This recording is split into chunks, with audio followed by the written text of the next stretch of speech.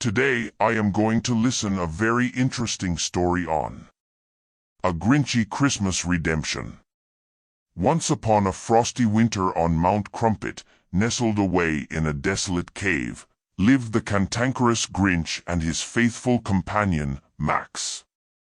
The Grinch, a green recluse with a heart 2 sizes too small, detested the joyous festivities that echoed up the mountain from the cheerful town of Whoville. As the Whos of Whoville prepared for their annual Christmas celebration with zest and zeal, the Grinch's irritation grew.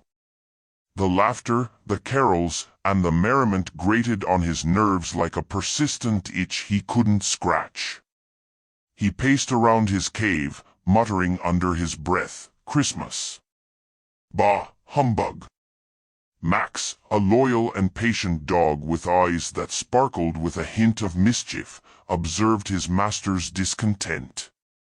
Despite the Grinch's gruff exterior, Max sensed a glimmer of loneliness beneath the green fur. The dog nuzzled up to the Grinch, offering silent companionship as the bitter wind howled outside. The Grinch's solitude was shattered each Christmas when the Whos down in Whoville joyously celebrated, their homes adorned with twinkling lights and festive decorations. Their laughter, like tinkling bells, echoed through the mountain, reaching the Grinch's ears like an unwelcome melody. One fateful Christmas Eve, as the Grinch brooded over his cold dinner and Max curled up beside him, a revelation struck the disgruntled creature. "Enough is enough," he grumbled to himself.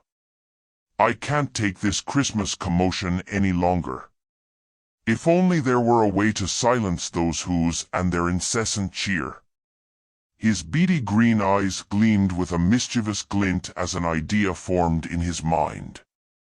The Grinch, with Max by his side, concocted a devious scheme to put an end to the Whos' festivities and bring peace to Mount Crumpet. The next morning, with the cave's entrance veiled in swirling snowflakes, the Grinch and Max set their plan into motion. They descended the mountain, the Grinch donning a makeshift Santa suit that he'd fashioned from an old red coat and a white, fluffy beard. Max, ever the faithful accomplice, wagged his tail excitedly, ready for whatever mischief lay ahead. As the duo reached the outskirts of Whoville, the Grinch peered over a snow-covered hill, observing the Whos' jubilant preparations. The town square bustled with activity, adorned with twinkling lights and a towering Christmas tree.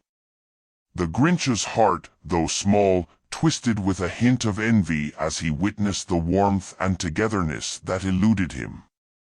Determined to proceed with his plan, the Grinch and Max stealthily infiltrated Whoville. Through alleys and behind houses, they made their way to the heart of the festivities, where the Whos reveled in the spirit of Christmas. Under the cloak of night, the Grinch slinked into the Whos' homes, a shadowy figure amidst the twinkling lights. With Max as his silent partner, they swiftly swiped stockings, presents, and even the roast beast from the Whos' tables, leaving chaos in their wake. The Grinch's heart, cold as ice, barely stirred as he sabotaged the joyous occasion. But as the Grinch gazed upon the stolen treasures, a pang of remorse tugged at the edges of his conscience. He glanced at Max, whose eyes reflected a question: was this truly the way to find peace? As the Grinch and Max retreated to Mount Crumpet, their sack of pilfered goods in tow, the stolen joy weighed heavily on the Grinch's heart. He couldn't shake the feeling that perhaps he had gone too far in his quest for solitude. Back in the cave, surrounded by the stolen remnants of Christmas, the Grinch sank into contemplation.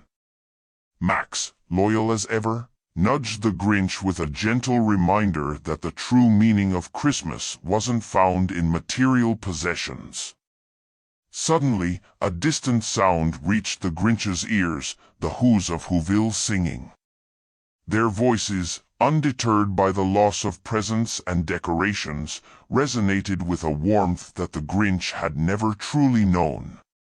He closed his eyes, absorbing the melody, and felt a subtle shift within himself. In that moment, as the Grinch listened to the Who's celebrating the holiday spirit despite their losses, his heart began to thaw. The realization dawned upon him that Christmas wasn't about material things but the shared joy and love that bound communities together. With newfound clarity, the Grinch turned to Max, his loyal companion, and uttered a rare expression of gratitude. "Maybe, just maybe, I've been missing out on something all these years, Max." Determined to right his wrongs, the Grinch and Max gathered the stolen items and descended from Mount Crumpet once more. As they reached the outskirts of Whoville, the Grinch hesitated. Should he return the stolen Christmas or disappear into the shadows once more? In the end, the choice was clear. With Max by his side, the Grinch approached Whoville, the sack of presents slung over his shoulder. As he entered the town square, the Who's halted their singing, eyeing the green figure cautiously. With a hesitant smile, the Grinch stepped forward, his heart swelling with a newfound warmth. I'm sorry," he stammered, his gruff voice breaking the silence. "I took your Christmas, but I've come to realize that it's not about the presents or the decorations. It's about the joy and togetherness that you all share." The Who's, initially wary, exchanged glances. Slowly, a smile spread across the face of the youngest Who, and she approached the Grinch, wrapping her small arms around his green furry leg. "It's okay, Mr. Grinch. Christmas is about forgiveness too." Tears welled in the Grinch's eyes as he embraced the true spirit of Christmas. The Who's welcomed him into their celebration, and together they sang and laughed, the echoes of their joy reaching the highest peaks of Mount Crumpet. As the night unfolded, the Grinch discovered a sense of belonging he had never known. Max, wagging his tail with delight, reveled in the newfound camaraderie. The stolen Christmas had been replaced with something far more precious: acceptance and love. From that day forward, the Grinch and Max became honorary members of Whoville, their cave on Mount Crumpet transformed into a cozy retreat for the festive season. The once isolated Grinch found solace not in solitude but in the warmth of a community that had opened its heart to him. And so, each Christmas, the Who's of Whoville and the Grinch, with Max by their side, celebrated together, proving that even the grumpiest hearts could be touched by the magic of the holiday season. The tale of the Grinch's redemption became a legend passed down through generations, a reminder that Christmas was a time for forgiveness, compassion, and the joyous embrace of even the most unlikely companions. Hope you like the story. Hit the like button and share with your friends.